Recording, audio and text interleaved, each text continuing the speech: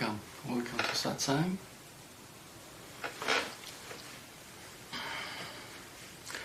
I've been having a lot of emails lately, and when they start following a pattern, then I know this is something to talk about. Well, this is something actually that it's about time I talked about it anyway. The questions are this. I've been spiritually seeking for a long time. I've been doing meditation practices. I can even write an article, and some even have written books, but they say that, gee, after all these years, I am still not fulfilled. I am still not feeling at peace, as if something is still missing. So what is it? Okay, well, I'd like to go into this. I don't think it's ever been covered in this particular way. Now, there are 3 stages that everybody goes through in seeking truth. And these 3 stages are very, very simple, and as we hear them now, we begin to see how common they are and how we relate to them. And the 3 stages are called mind. This is the individualized mind. Questions, which we normally ask, and split up into 3 ways, and then the heart. Now, let's talk about the mind. First of all, most people who are seekers, they accumulate a lot of information. They read a lot of books, they study, they practice. But what happens is they begin to think they know because they know all the words. You see, many people have said, well, I can write a whole article about truth, okay? But that doesn't mean anything, because it is just words. Has nothing to do with information. Did you know that the mind is made up of thoughts? And I'm talking again, I repeat, and the individualized mind, okay? I'm not talking about universal mind. The individualized mind, the nature of it is thought, but thought cannot feel. But from that thought can come emotional feeling. And many people equate emotional feeling, like feeling love emotionally, they think of it as the love that we think of it when we think about truth. You see? And so as we go deeper and deeper from mind into the deeper questions and how to explore them, and then finally end up with the heart, it is the heart that actually is the awakening. So we go through 3 stages before we actually wake up. But the waking up is not something that is going to take a long time, and that we don't even have to follow sequentially the order of mind, questions, and heart. The moment you begin to realize that the spirituality has nothing to do with information, it has to do with how you feel. How you feel in the pure sense. Are you at peace? Do you feel happy? It's a form of innocence. And you know when someone has had an awakening, because there's a certain quality about them, also childlike. Not childish, but childlike quality of trusting that source that they are. So let's go back into the mind. You see, the mind is made up of beliefs. Buddha himself said, challenge all your beliefs. And when you've challenged them all, then you'll come to the source. You'll come to being, in other words, you see, and then you'll come to understand. But this time it won't be a belief, it will be knowing. Adyashanti was asked one time, and this is just a few weeks ago, I happened to glimpse a video of his, and someone asked him, Adya, do you believe in reincarnation? And Adya answered, he says, I have no beliefs. And I thought that was quite an answer, because truth has nothing to do with beliefs. And yet the mind is structured on beliefs. The world we experience is made up of what we believe. And what we believe is true, of course, takes over and creates our life, because that's how powerful thought is. So when we make thought real, it becomes a belief. A belief always materializes. It is the nature of belief to materialize. In fact, the world that we live in, the world that we experience every day, is the world that we believe is real to us. But when we start to channel this, challenge these beliefs, we will begin to move deeper and deeper into the heart. Now, some people have asked me, for example, about pure feeling. And a woman asked me, she said, I think I have it here. And she asked me, how can you distinguish the information received from thought and the information received from the intuitive heart? You know, if I were to tell you how simple it is to listen to the heart, you'll be amazed. And yet we never do. First of all, the mind is always giving you the answers immediately.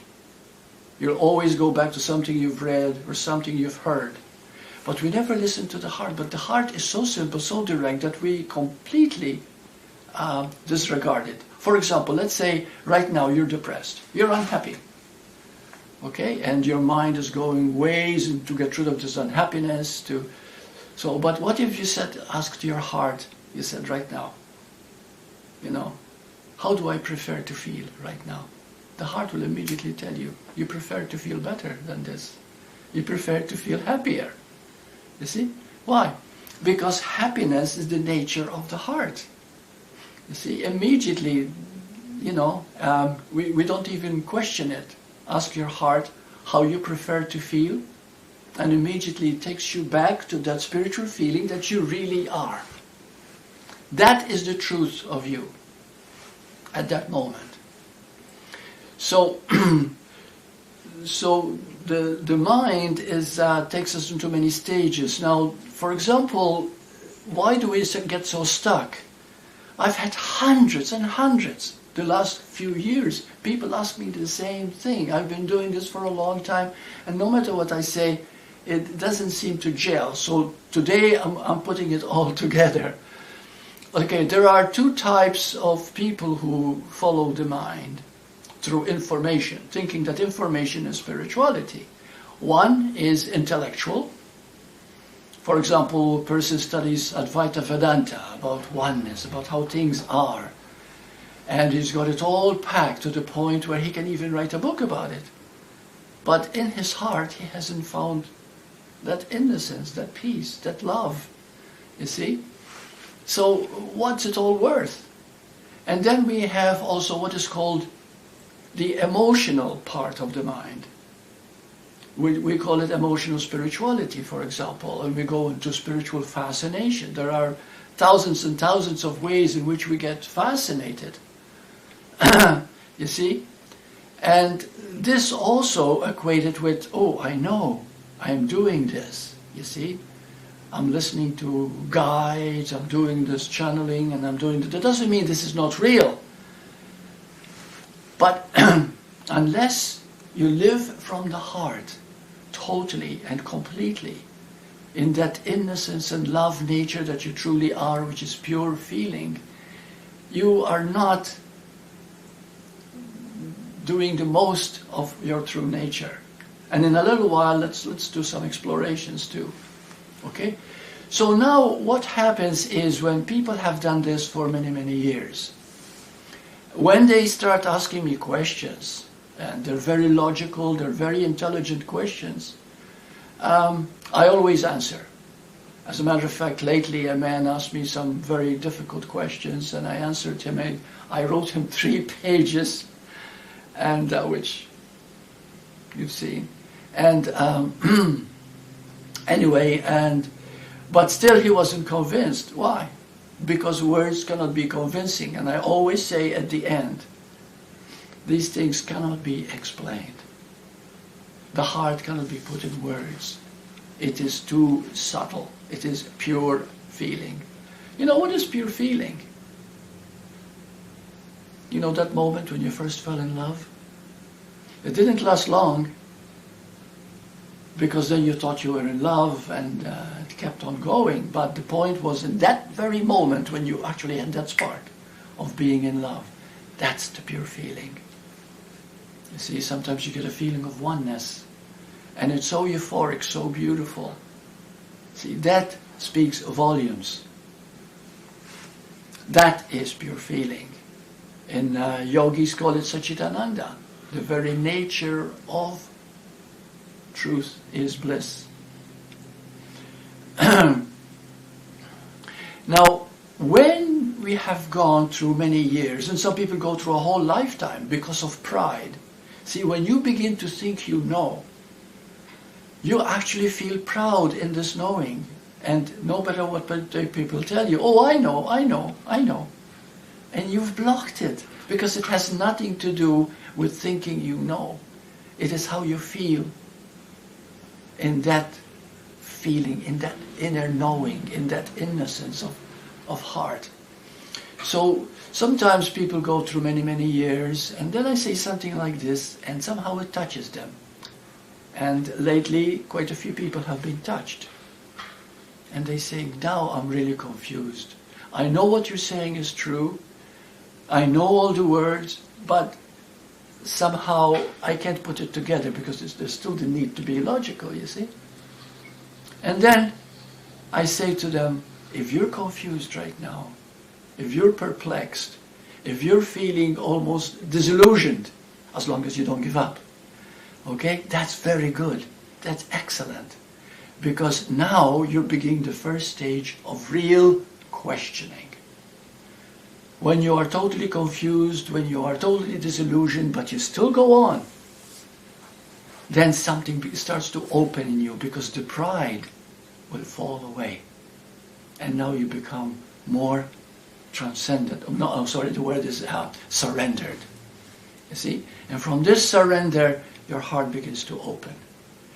And then you'll find that the whys you've been asking, why am I suffering? Why is this happening? Why aren't I feeling like I should, like an awakened person? The whys fall away. And now they turn to another level called what, instead of why. For example, let's say you ask, why am I suffering? You see, you make it personal. And the moment you make it personal, you're stuck, because all the time you are gaining more momentum as far as an individual or a separate being is concerned. But you are not, because it's all about oneness, it's holographic. So when you enter the middle level of questioning called what is it? Now we're going deeper. And now we're leaving the personality aside and really looking. So instead of saying, why am I suffering? It says, what is suffering? And the moment you ask what is suffering, it's a totally different dynamic. Because now you begin to look at it and you don't take it personally. It is the why that made you look at it personally. Now the what has made you look at it as it is, without being yourself emotionally involved. The moment you start feeling those answers coming from within you, you move to a deeper level called self-inquiry. Ramana Maharshi was very strong in this. He says to inquire, to go deeper and deeper into what is pure feeling. You see, the thing is, when you begin to know truth, you'll find it has nothing to do with words, semantics, metaphors, symbols. It has to do with is. Let's try something here. What is, because you see, we have to start feeling what is real and what is not real. Now, when we talk about what is real, everything is real to us in the beginning, because that's our stage before waking up. Everything is real, everything. But the moment you start to find out what really is real, that which never comes and goes, that which never changes, then all of a sudden it's a different dynamic of looking. And then you begin to see that the things that change and fluctuate are not as real as the ones that never go and come, that are always there. You see, for example, Look at the sky. Okay? The moment you look at the sky, you see clouds coming and going, coming and going. That doesn't mean they're not there. Of course they're there. But they're coming and going. But the reason they're coming and going, because there is a container called sky. But the sky doesn't come and go. Therefore, in this particular case, we can say that the clouds are not real, but the sky is real. So now, let's apply it to everyday life, right now. Okay, what is it that never comes and never goes? Can I ask you? What is it that never comes and never goes? Your true essence, because you're always... Okay, so what is it in the true essence that never comes and never goes? The moment. The moment. Okay. Now, the moment, let's take it this moment. What is this moment right now, put in your own words, that doesn't come and doesn't go right now as you look? Do not employ thinking. Try not to think. Just look. Feel it out you as you listen to this video. What is it that never comes and goes this moment? See, we can use words like... attention. Hmm? Like attention. Very good. Like attention. Okay? Now take attention. Now let's take also space, for example. So that, because attention, there's always the idea, I am paying attention, you are paying attention. So we have to take it on a broader perspective here. Let's take it at space. Okay? Space never comes and goes. Now there's a space between you and me. Okay? There's a space between us. Now, if I come closer to you and maybe even hug you, where is that space? Has it gone? No, has it? No, it hasn't gone. It's still there. Mm-hmm. It's still there. Because the space also is either inward and outward. It's everywhere. Where does it begin? Space, where does it begin? Nowhere. Where does it end? Same place. Nowhere. Same. It's always there. Now you see, and then there's another thing. Stay with me here, because we're beginning to understand something that really is not information, but it is opening the heart to see what is the real and unreal. See, that which never comes and goes, which right now we're calling space, in this particular space, okay? That space, what is it? How do you know that we're talking about space? So who is aware of this space? Awareness. Hmm? Awareness. So awareness is aware of space. Who is being aware?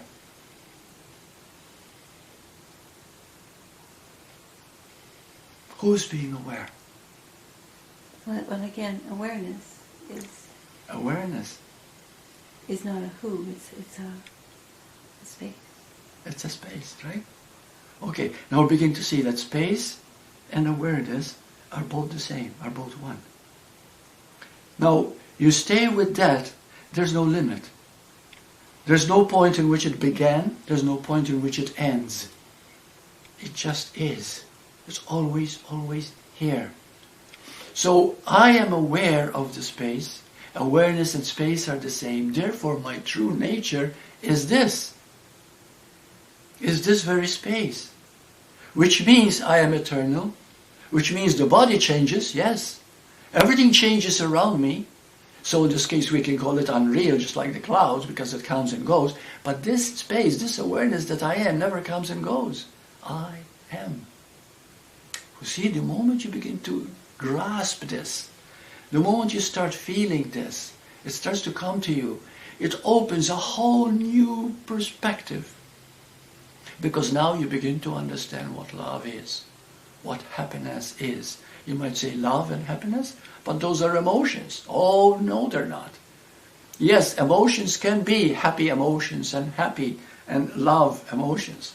But they're only the crude or coarser form of the pure feeling called love and happiness. Because the very nature of you is happy. It doesn't matter what you are feeling, what you're going through. If you were to stop for a moment and ask your heart, how would I prefer to feel at this moment? Gosh, I prefer to feel happier. I prefer to feel better than this, right? Because that is our nature. That never dies. That is the very nature of awareness. That is the nature of the space called you. But now, where do I come in as a person when it comes to this space and awareness?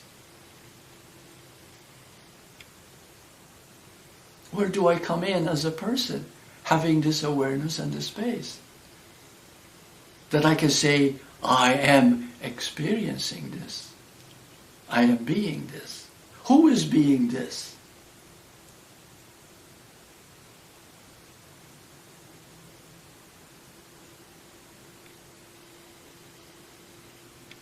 Don't think. Look, feel. This is who you are. This is you. You might say, so everybody then is me, isn't it? Because if I am this, so are you, so are you, so are you, so are you. All of you, right. That's called love. Oneness. There's no separation in anything. Well, the moment you begin to understand that there is absolutely no separation in anything, and that will come to you not because you read it from a book, but because you've opened your heart. After doing all that mind stuff, all that thinking stuff, you became exasperated, disillusioned, but never gave up. Finally started asking questions. Then it became, why is this happening to me? And find there's no answer either. And then, what is it? Now we're moving deeper. And then we move into inquiry. Inquiry leads us to here, now. And we'll find that we've always been here and now. But here and now is not a locality, because there's no beginning or end to it. Because wherever you are, there you are. But who is being there? You see? Confused? That's because you think you're separate. This is the most powerful thing. That as long as you think you are separate, and I'm talking only about you, and I'm not including myself, then you haven't really seen it. But when you see that whatever I'm saying to you, even thousands of you might be watching this, it applies to all of us, and that is the beautiful mystery. That beautiful ocean, we can call it God or Source, can have a billion, trillions of waves, all separate, different, unique, but they're all the same water. This is the greatest mystery of all. So in truth, you are the Source, you are God, you are complete. You see? You've never been separate. There is nothing for you to do because you're already it. There's nowhere to go because you're always here. There's nothing to achieve because you already got it the moment your heart is opened. You see?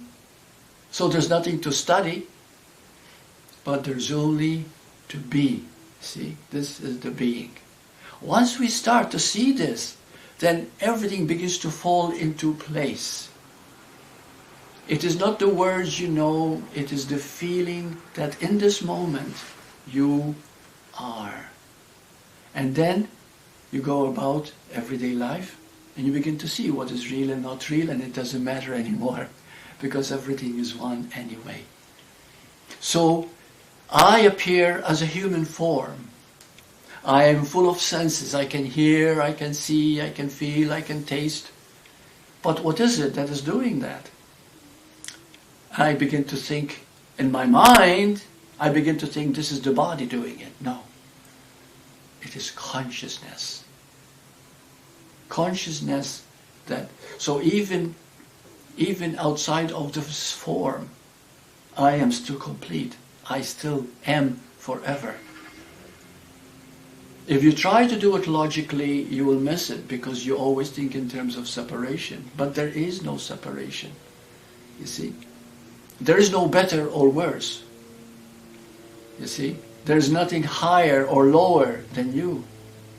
The moment you understand, that's the equalizer, that is the balancer, that is the harmony, that is the orchestra of 100 pieces all playing as one tune. That's called harmony and love. That's called peace. That's called happiness. Are we beginning to see how when we completely go beyond the mind and then beyond logical questions which never lead us anywhere and go into the very crux of the matter of this moment, we will find and we arrive at the truth. And it's so liberating and so freeing. Because now you don't have to be this or that. You don't try to have to be good or behave this way. The moment you realize who you are, you come from love. And when you come from love, that's all that is necessary. I remember reading somewhere in the scripture where it said that Moses gave us the 10 Commandments because in those days people were still not very advanced. So they had to be given rules. Don't kill, don't cheat, don't lie, don't steal. And then Jesus said, I undo the commandments and I'll give you love. You see how beautiful that is? Because love is complete. Because love is who you are right now. I have a few little questions here, so I'd like to kind of explore together here. Let's see. Oh yeah, this one here. Someone asked, says, Burt, can the subconscious evolve or mature? Now, in view of what we discussed, in view of what we have just discovered, how would you answer this question? Does the subconscious evolve or mature? It can only evolve. Hmm? It can only evolve. And if you say it evolves, how does it evolve? By becoming conscious. By becoming conscious. So if it becomes conscious, where is the subconscious then?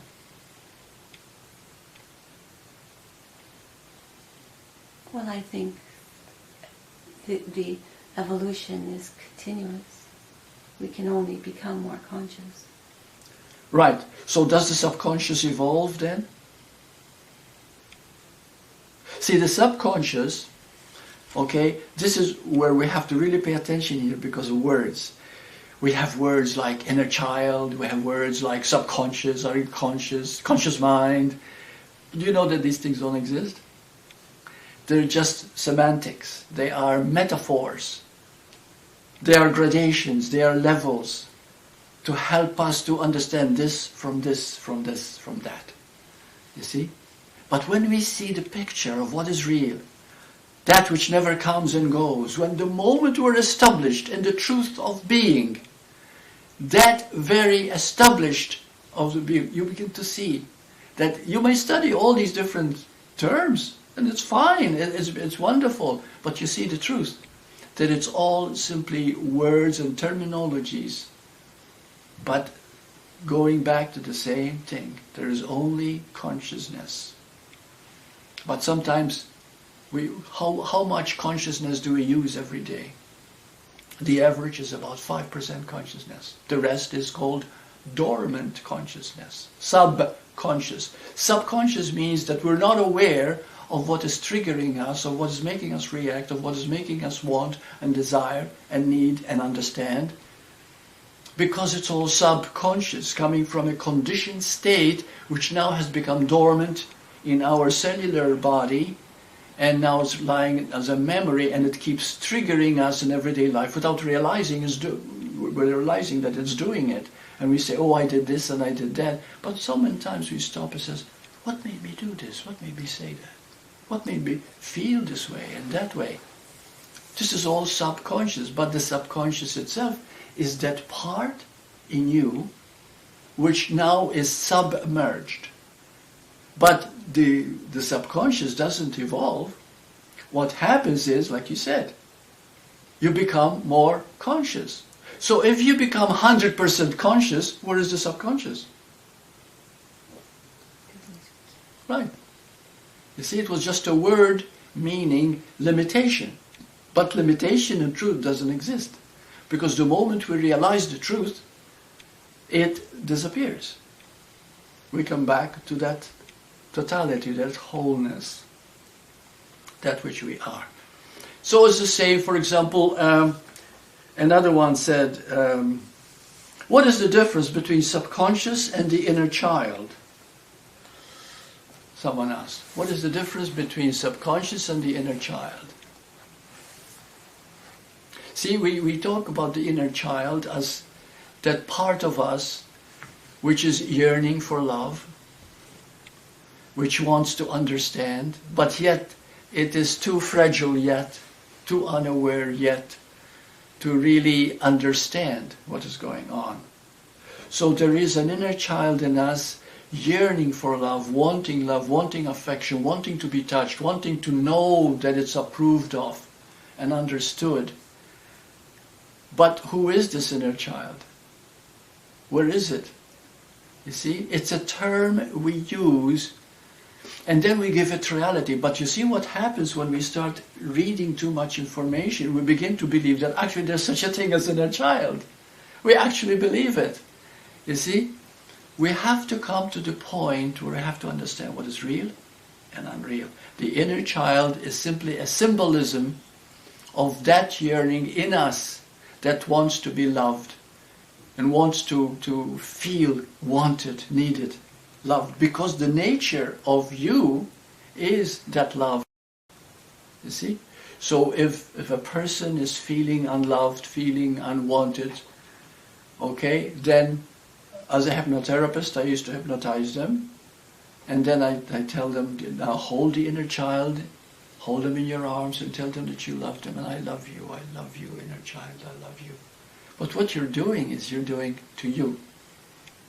But what happens with the mind is that we actually materialize that inner child as if it's a real thing. But it's a symbolism. Once we understand what is real and not real, then we go beyond symbolism and see things as they actually are. And how they actually are is this. That in the beginning, using the mind, which is essential for survival, that thing becomes so real to us that we do not see that it's not as real as the heart. But it is only when we see what is not that we find out what is. You see? So when we go from one point to another like this, well, the moment you see the difference between the real and unreal, and this is where it becomes important, is that everyday life, which comes and goes, and therefore it is not reality, yet it is still part of reality because it's an expression of reality. Just like I am talking now, I am having this body now, so therefore consciousness is appearing as given the name Burt, okay, and it's very real. So I don't see it as an illusion anymore. But I see that my real substance, my real essence is who I am, which is pure feeling. Once that pure feeling is alive, then no matter what you think of me as this body or as this behavior, it won't matter anymore to me because my essence is that which can never be touched. You see? That which is always. So when I get up in the morning, I'm inspired and alive. When I go to bed, I look forward to the meditation of the sleep. You see? Because you begin to live from that essence which you are. And that is the truth. So when people ask, why is it that I feel stuck? Why is it that I am still not fulfilled? Because, you see, you're still focusing too much on beliefs and what you've read and words and logic and conclusions and trying to figure it out when there's nothing to know. Nothing. You see? And that nothing itself is this essence, which is so grand because it's eternal. It's never ending. And the feeling of that is the joy we've always wanted. It is the ecstasy, the livingness of who we are. Okay, and I hope that this has given you some understanding of how important it is that wherever you are, you're always okay. But keep moving deeper and deeper and deeper. Move from mind, logic, and figuring out and question everything. And then from why, go deeper and ask, what is it? What is love? What is this? What is that? You see? What is guilt? What is shame? And you look at it. You look at it as it actually is. And then the heart will start to give you hints of what it is. It will come automatically. And you will never feel guilty or ashamed or self-judgment, because you begin to look at it in a very detached way. And as you look at it detached, that becomes, you become the inner teacher. You yourself. Now when I say inner teacher, there is no inner teacher. There is only is. You see? And that isness, once you become one with it, which means you don't separate, when you're one with it, you are the teacher itself. You see? Teaching you. Because the highest, best teacher is your own heart. Once you reach your intuitive heart and you wake it up, then you look at everyday, ordinary things and you see miracles instead. You know, in the beginning we always looked for something extraordinary, for a miracle. Now, the ordinary becomes a miracle. A little flower. One time Buddha was teaching a group of people, he was talking to them. And they said, Buddha said, what is nirvana? What is truth? And he stood for a moment. Then there was a flower next to him. He just grabbed it. And he held this flower in his hand and he said this. This is the truth. 90% or more of the people that were listening didn't understand. But a few, they had tears coming down their eyes. Because they knew that that flower is a miracle. A blade of grass is a miracle. The rotation of the earth around the sun is a miracle. The birth of a child is a miracle. Everything is a miracle in everyday life. The circulation of your blood, your breathing is a miracle. You see, and when you begin to see this, you don't have to go and read a book about it. You begin to see it everywhere. And this is where you fall in love with who you are, with the truth of you. You fall in love with God. You fall in love with Source. And there's no love greater than that, because when you love the Source, then there is no one that you cannot love anymore. See, that's the allness, that's the wholeness. Okay. Namaste.